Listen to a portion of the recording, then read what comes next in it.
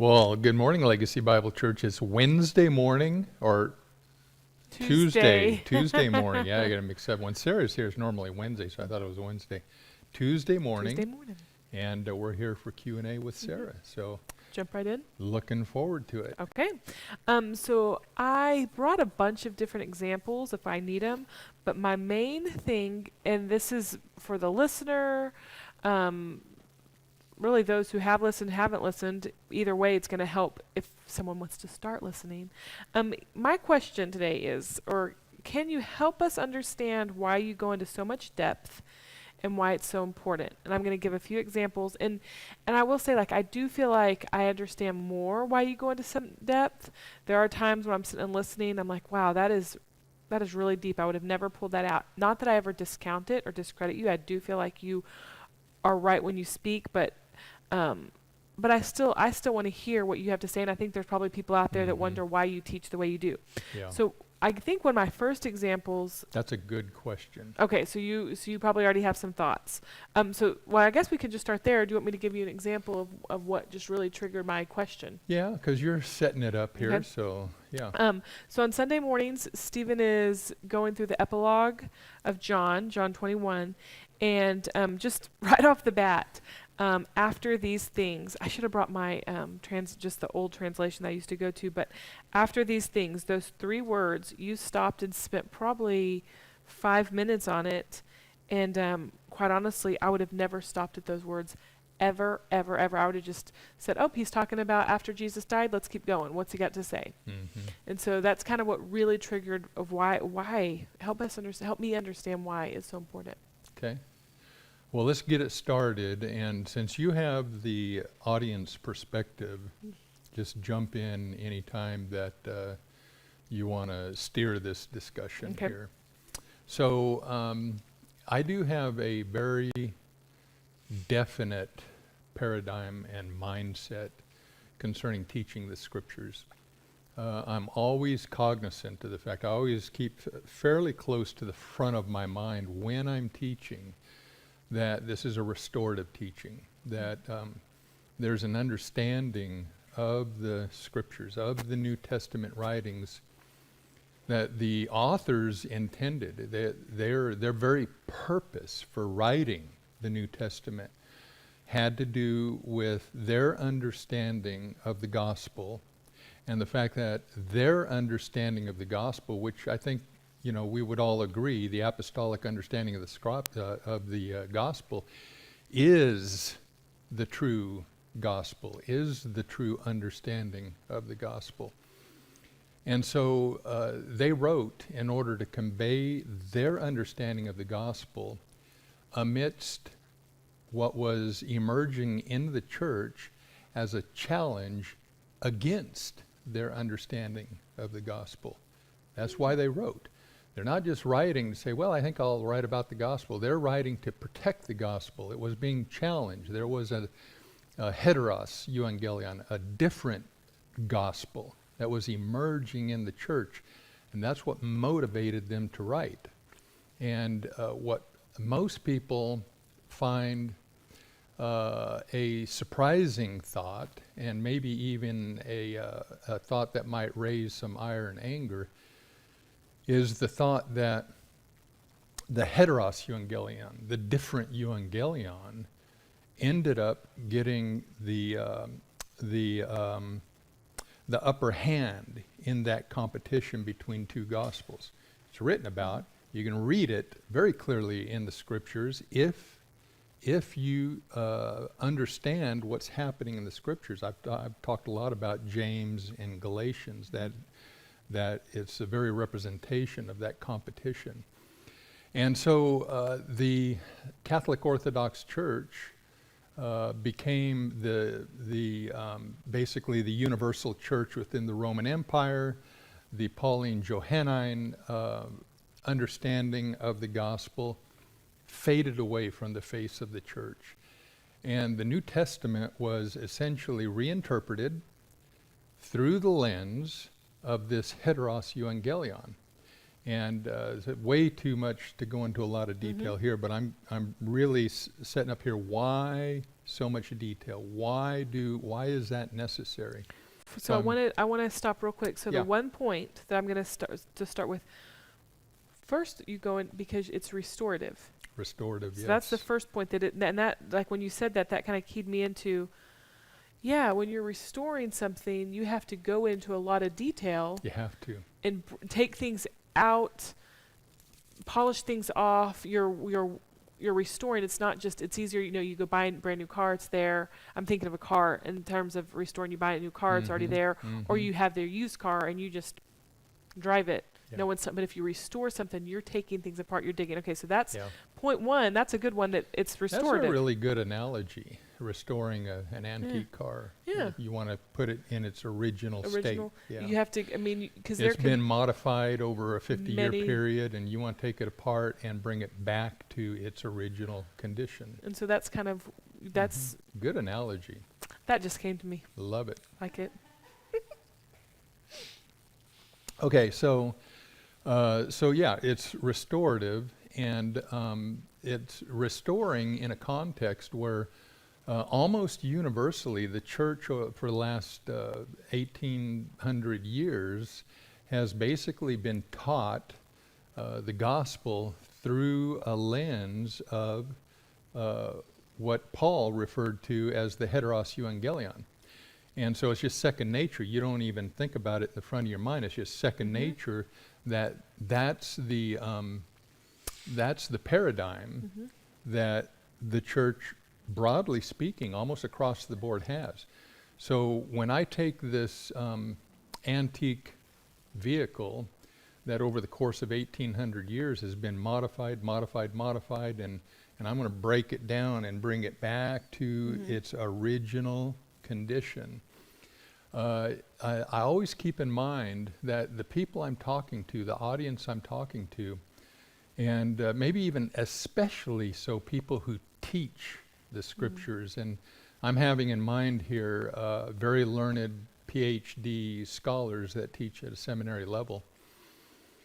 When you are presuming, if you will, I'll use that word, when you're presuming to teach something differently than they believe, that they teach, you're going to have to, your game's going to have to be higher than theirs. Not just on par with theirs, it's going to have to be higher than theirs.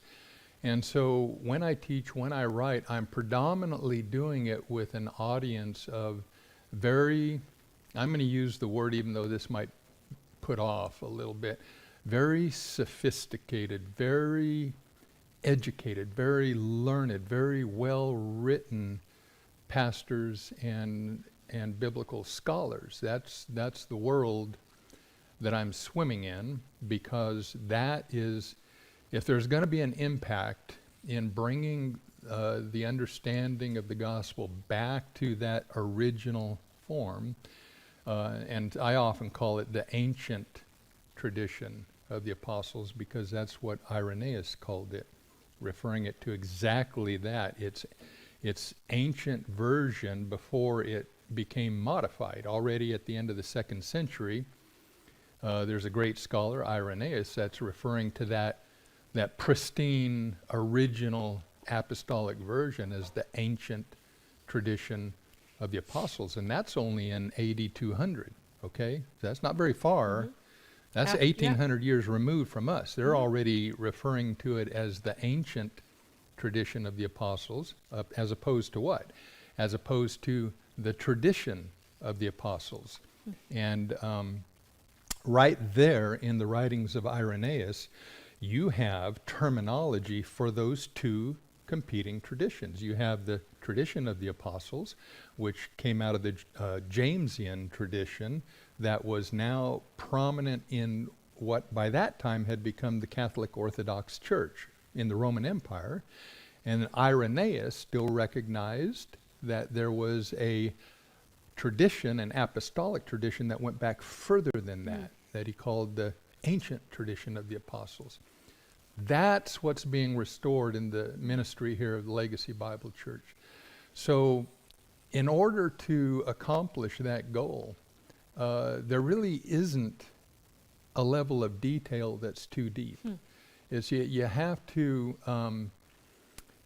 because, let me see if I'm speaking off the cuff here. So what I know, what I have recognized is that when you're teaching toward or into an existing tradition and you're teaching something different than that tradition, there's almost an automatic propensity of that tradition to just shut you down. Once they recognize that your teaching does not accord with their view of the scriptures, of the gospels, the curtains, you can almost hear the curtains drawing. And it becomes, I've even been asked, well, that's just your opinion, right, Steve? To which I say, well, did Jesus die on the cross for your sins? And they'll say, yes. I say, well, that's just your opinion, isn't it? And they'll kind of look at me and say, well, no, that's not just my opinion. It's what the scriptures are saying. Then I say, well, I'll say the same thing then.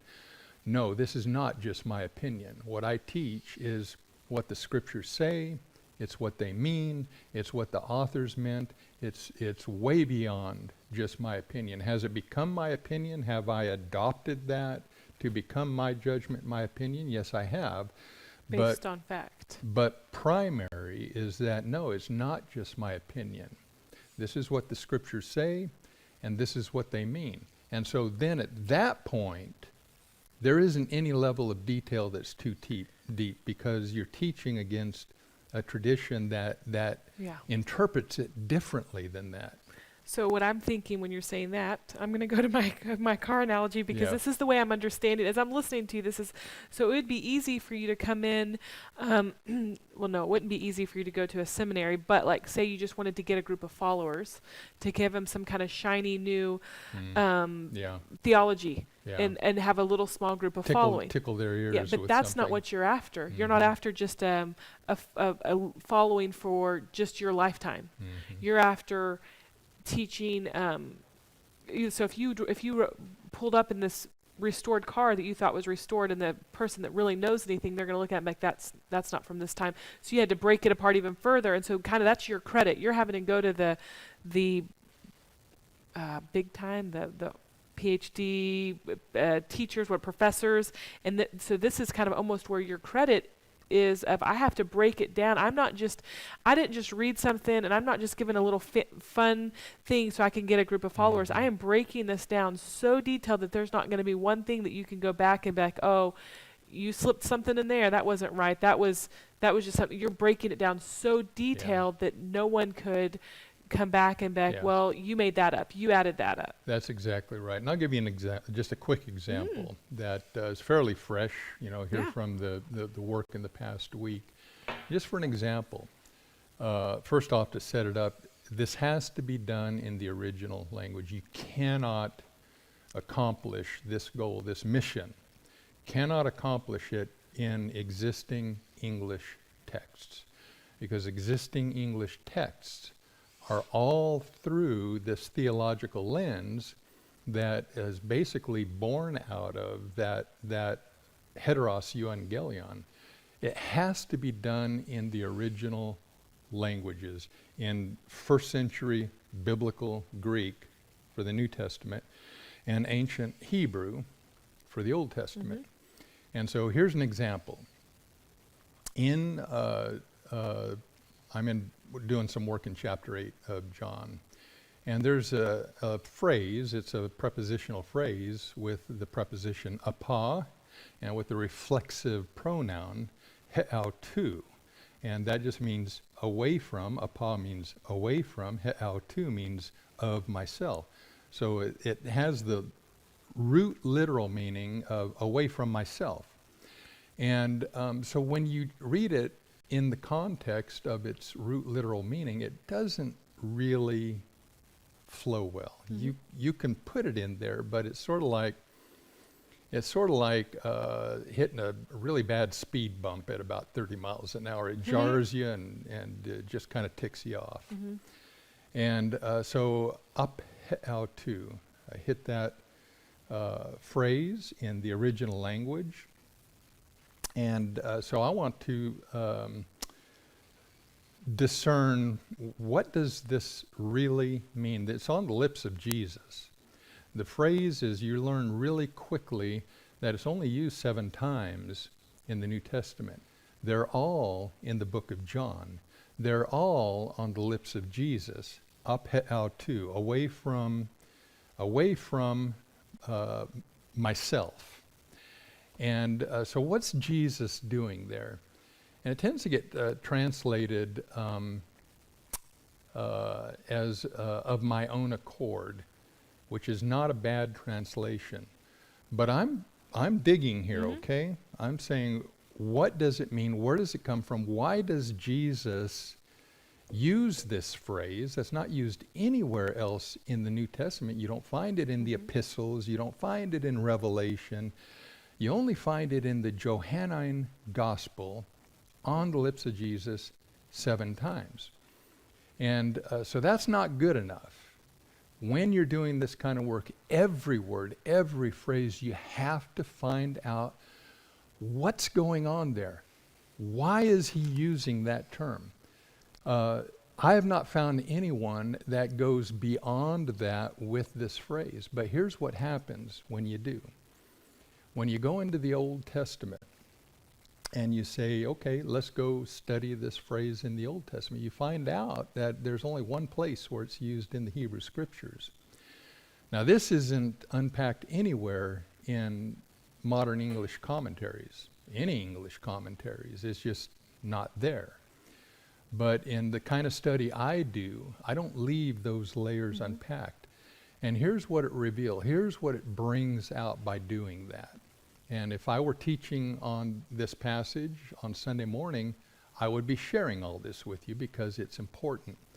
So what you find out is that phrase, apheautou, is used 1 time in the Septuagint, the Greek translation of the Hebrew Scriptures. It was translated in about 250 BC, and by a group of Hebrew scholars in Alexandria. They selected this prepositional phrase, apheautou, away from myself, to translate a phrase in the Hebrew Scriptures. And it was never used again by them. I mean, the Greek translation of the Hebrew Scriptures is big. It's a big volume. There's a lot in it. And they normally use words very repetitively, terms very repetitively, but this one only gets used 1 time.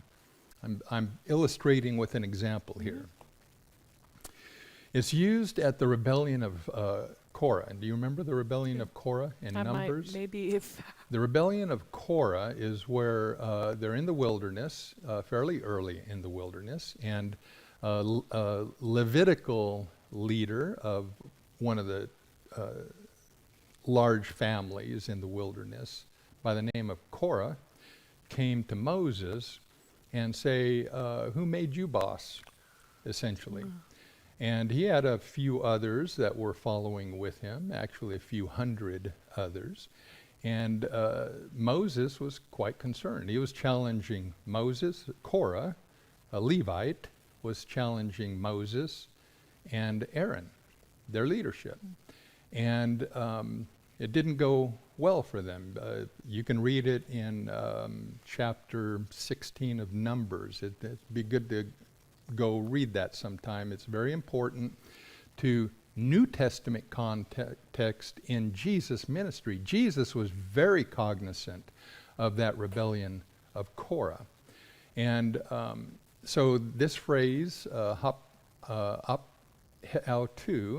is used where Moses basically says to Korah, hey, I'm not doing this of my own volition. The inference with apheautou, away from myself, is he says, I'm not doing this away from myself. I'm not doing this of my own volition, of my own will. The reflexive is in a very inferential, indirect way, pointing to God. He's using that term in the Hebrew, it's slightly different, But in the Hebrew version, it's just essentially inferring, saying, when Moses is talking to Korah, that you're not arguing with me, you're arguing with God. And so this phrase is only used one time in the Old Testament, in the rebellion of Korah. And by the way, the punishment on Korah was that God did something unique in order to prove that Moses was his chosen one. God opened up the earth, sucked Korah and the entire following that were rebelling against Moses and Aaron into the earth and closed up the earth. And he did some continuing things to the Israelites in general to show, to prove, this is all in Numbers chapter 16, to prove to the Israelites, Moses is my chosen one. So apautou used only there in the Greek Septuagint, but then you find it 7 times on the lips of Jesus in the Johannine Gospel. Every time where Jesus is talking to the Pharisees who are opposing him, Jesus uses apautou of myself as saying, guys, I'm not here doing this on my own. You're opposing me, you're against me, but you're not just opposing me against me. Someone sent me, God sent me, and that's who you're opposing. So when Jesus is talking to the Pharisees and he uses this obscure prepositional phrase, apautou, away from myself, I'm not doing this away from myself. In other words, I'm not doing this of my own will, of my own accord. That would immediately, because these are Pharisees, they know the scriptures. Jesus knew that immediately in their mind, they would know.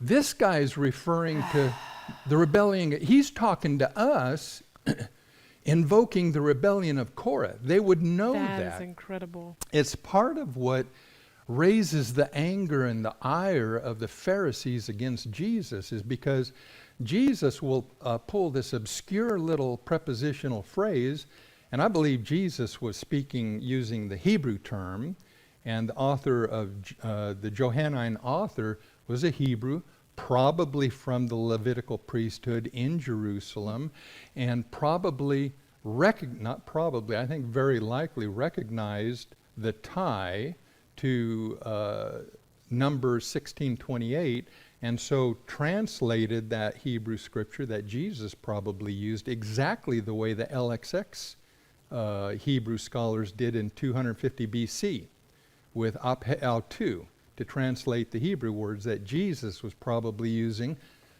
against the Pharisees to invoke in their mind, which probably was very successful, the whole Korah rebellion.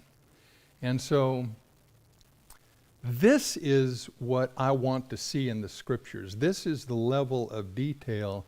This is the when you peel away the onion, what I want to bring out of the New Testament scriptures, details like that show what is really going on in these, what would seem like an obscure little phrase that just has a meaning, away from myself, so what, let's just translate it and move on and let it be what it is, without understanding that there's an entire Old Testament context of rebellion against God just in those words, just in that simple little phrase as he's talking to the Pharisees.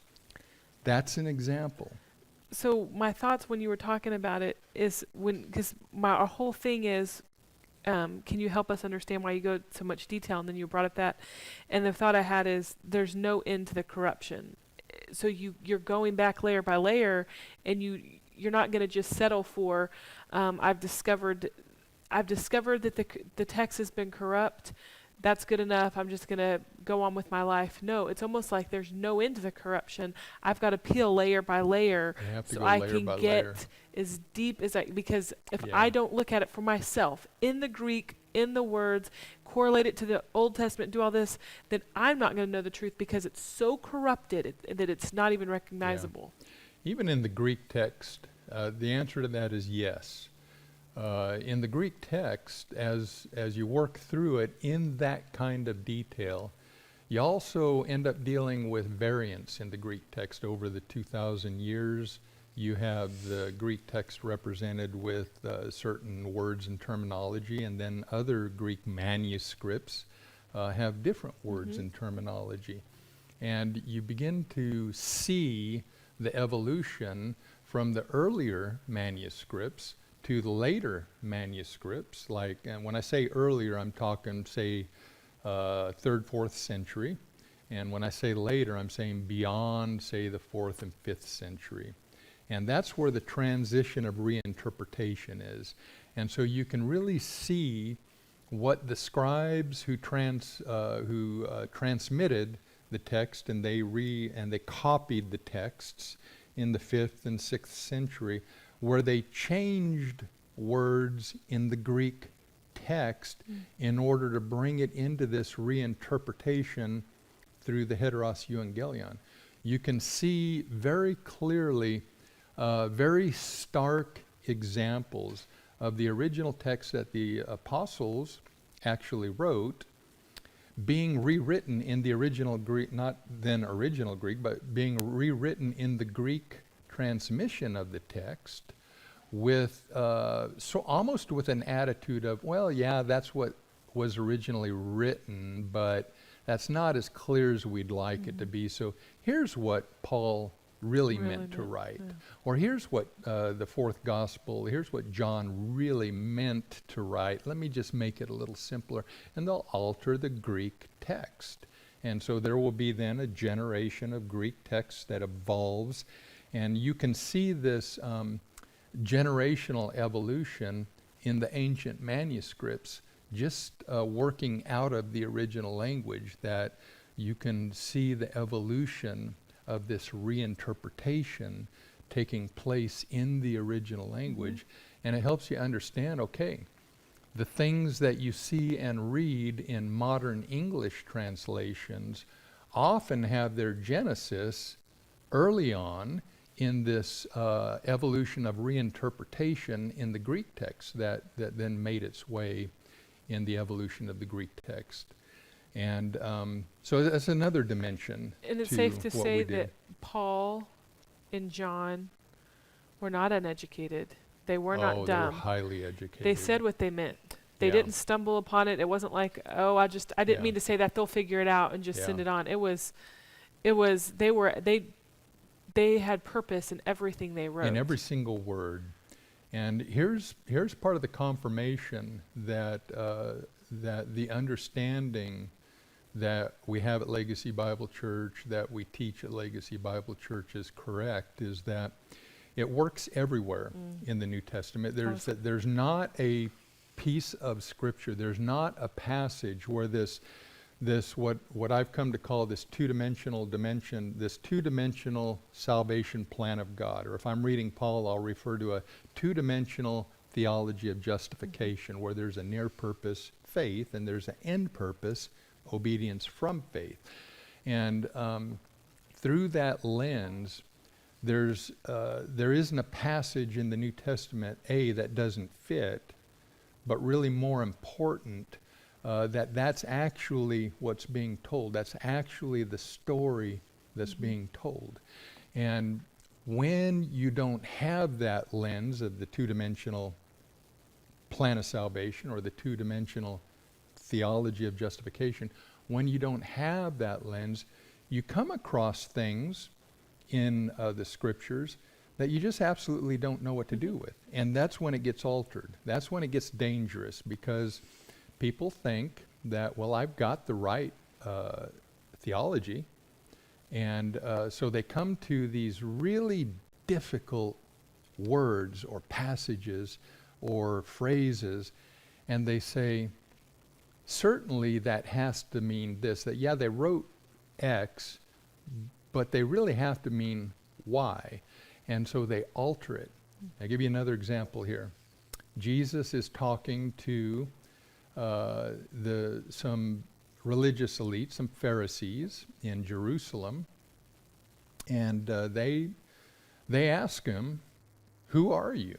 That's a question we deal with, here rhetorically at Legacy Bible Church. It's a good question to put on the table. Who is Jesus? Well, it's a big question in the Scriptures. And the Pharisees came to him and said, "Who are you?"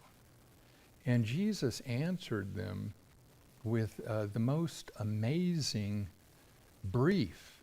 I call it, it's not just I call it, it's an ellipsis where he uses one or two words, but there's a whole meaning packed into it. He says, I'm going to just say it in Greek and then I'll tell you what it means. He says, arche tiu, arche tiu.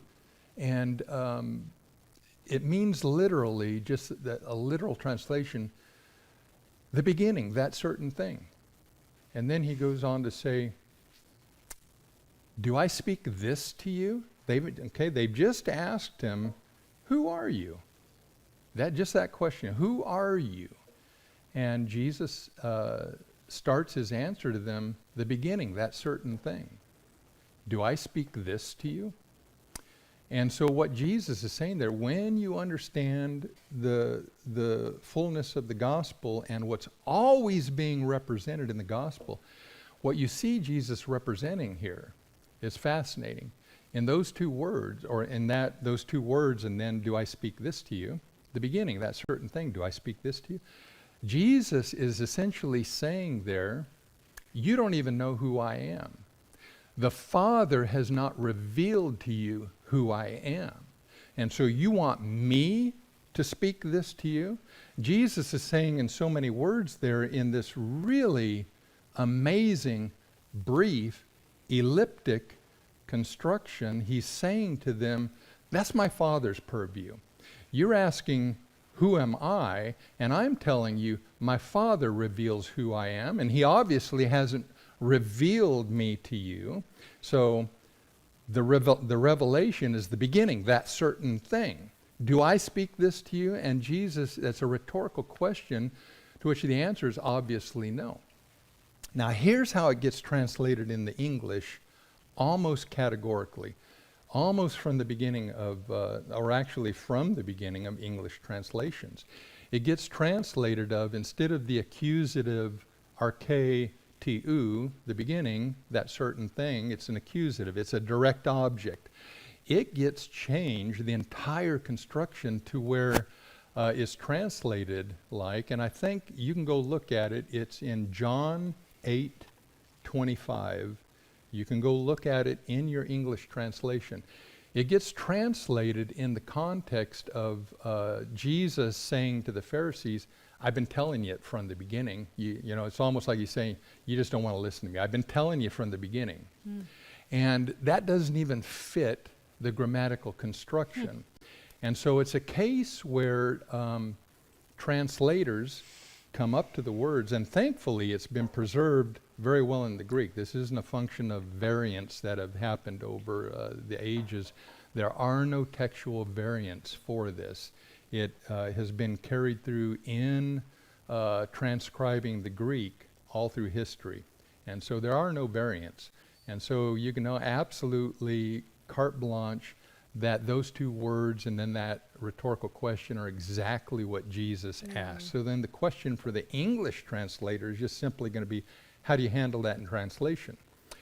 Well, when you don't know the two-dimensional theology of justification, that there's a near purpose that the Father does, and then there's an end purpose that's Jesus' ministry, you don't know what to do with Jesus' reply to the Pharisees who don't know what he is, where Jesus is referring to the beginning, that certain thing. He is referring to the Father's role to reveal who he is. That's the beginning. And then you do have in the Scriptures, there's a very common term away from the beginning, aparkes. It's the preposition. It's the preposition. I have my Elroy Jetson watches going off here. You do have in the scriptures a preposition. Am I going too deep here? Okay. I'm going to wrap it up here and we're going to get back. A prepositional phrase, archais, which means away from the beginning, that always refers to away from that beginning point where the Father reveals who I am, the beginning, that certain thing, away from the beginning. That's used a lot in the New Testament, always with the meaning that away from that beginning point that the Father does sovereignly. He initiates it. And then away from the beginning, then, whatever the author wants to say. And so Jesus here is saying just those two words, the beginning, that certain thing. He's referring to that sovereign work of the Father to reveal who he is, just like in Matthew 16, verses 13 through 17, where he has that dialogue with Peter, who do the people say I am? And ultimately Peter says, you're the Messiah. Jesus asks him, well, who do you say I am? And Peter says, you're the Messiah, the Son of the living God. And Jesus says to Peter, you wouldn't know that except my Father revealed it to you. That's where Jesus in John chapter 8, verse 25, is calling it arche, tiu, the beginning, or that certain thing, the beginning, that certain thing. He's referring to exactly what he referred to in Matthew, talking to Peter. You wouldn't know that, who I am, except my Father revealed it to you. That's the near purpose of God's salvation plan. And Jesus never tramples on that. He never usurps that. He never presumes upon that. He always leaves that to the Father. But in translation, English translators haven't known what to do with that. Wow. So they take that amazing response to the Pharisees who ask Jesus, who are you? They take this mind-blowing response when you know what's going on in the words and then the question, and they treat it like Jesus is almost sarcastically saying to them, I've been trying to tell you that from the beginning, you just won't listen. And that's the way it's treated in translation. So this is an example of why we go so deep. Of corruption. Yeah. Where something so amazing, where Jesus is recognizing the near purpose. It's the purview of the Father. And it's not recognized because of the wrong theological lens, because of the other euangelion, the heteros euangelion, and it gets mistranslated in English. And so when you read it in your English translation, you only know what the English translations have translated. That Jesus is basically giving them a sarcastic response. Yeah. I've been trying to tell you from the beginning who I am, but you won't listen to me, which is not at all. He's actually telling them who he is. He's actually telling them that you don't know who I am because if I was going to expand Jesus' words, if I were going to paraphrase Jesus' words, a good paraphrase would go like this. My Father's the one who reveals who I am, and it's obvious, and that's the beginning, a certain thing. And he obviously hasn't revealed that to you, so far be it from me to speak it to you. It's the Father that reveals who I am to you. Wow, that is so different than, and I know I know the one where, say what you're talking about, where people just presume Jesus is being sarcastic, which is always weird because I don't imagine that they were ever sarcastic back then, but they had to have been. We all have these personalities, but that's why I wanted to ask. You said, am I going too deep? Probably we've already gone too long. Robin would tell us, but that's why. Yeah. That's why this right here, what you just said, proves exactly why I wanted to say. Can you tell us why we go so deep? I don't want to scare believers out there concerning their English translations, but I will say this here because we're talking about corruption in the English translations. I will say this, and I've said it a lot, and it's hard for people to hear it because they love the translation that they've grown up with. They have a Bible, it's filled with notes, their pastor teaches out of it, and they love It's an their Bible heirloom. translation. Their Yeah. heirloom, and they have family histories written in Mhm. it, and it's really the English translation that a person grew up with is really a revered thing. Mhm. And I'm very cognizant of that when I say this. But I'm going to say this. I've said this many times, and I need to say it here. Paraphrased English translations. Put it on a bookshelf and don't use it. Mhm. Use an essentially, if you're going to, not if, but you're going to need an English translation. Most of you aren't going to study Greek and know Greek to the level where you can just use a Greek Bible. You're going to need an English Bible. Use an essentially literal translation. At least Mhm. it doesn't presume to paraphrase what it doesn't understand. At least much of what's not understood in some fashion makes its way, not always, sometimes even in essentially literal translations, the meaning, like in John 8:25, even essentially literal translations corrupt the text at places like that.